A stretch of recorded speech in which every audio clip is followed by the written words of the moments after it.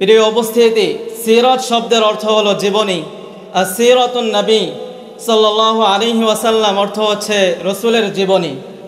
প্রিয় উপস্থিতি, একজন মানুষের ব্যক্তিত্ব যত বড় হয় তার জীবন তত বিস্তৃত হয়।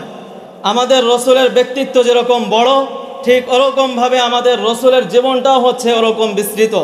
সুতরাং রসুলের জীবনে এমন কেউ নাই যার ব্যাপারে আমাদের রসুলের জীবনে আদর্শ পাওয়া যাবে না।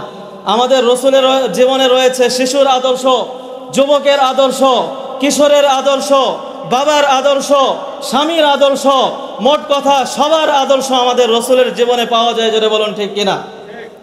সুতরাং আমাদের রসুল সাল্লাল্লাহু আলাইহি ওয়াসাল্লাম আমাদের জন্য আদর্শ হিসেবে এসেছেন, তো আমাদের রসুলকে আমাদের ফলো করা দরকার। আল্লাহ রসুল সাল্লাল্লাহু আলাইহি ওয়াসাল্লাম বলেছেন, মান আহাব্বা সুন্নতি ফাকাদ আহাব্বানি ওয়া মান আহাব্বানি কানা মাই ফিল জান্নাহ। যে আমার সুন্নাতকে ফলো করলো সে যেন আমাকেই ভালোবাসলো, আর যে আমাকে ভালোবাসবে সে কিয়ামতের দিন আমার সঙ্গেই জান্নাতে থাকবে। প্রিয় উপস্থিতি, কিন্তু আজকে অত্যন্ত আফসোসের সঙ্গে বলতে হয়, 12ই রবিউল আউয়াল আসলে এক শ্রেণীর লোকদেরকে দেখা যায় যারা নিজেদেরকে আশিকে রসুল হিসেবে দাবি করে, আশিকে রসুল দাবি করে, তারা রাস্তায় মিছিল নিয়ে বের হয়, অথচ রসুলের একটা সুন্নাতও তাদের মধ্যে তালাশ করে পাওয়া যায় না। জোরে বলুন ঠিক কিনা? সুতরাং এরা হচ্ছে আশিকে রসুল না, বরং এরা হচ্ছে আশিকে শয়তান, আশিকে নাস্তিক, আশিকে কুফফার হচ্ছে এরা।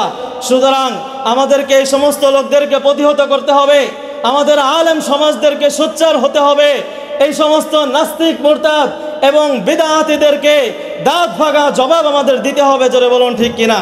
আল্লাহ রাব্বুল আলামিন আমাদের সবাইকে সেই জন্য কবুল করুক। ওয়া মা তাওফীকি ইল্লা বিল্লাহ। আসসালামু আলাইকুম ওয়া রাহমাতুল্লাহ।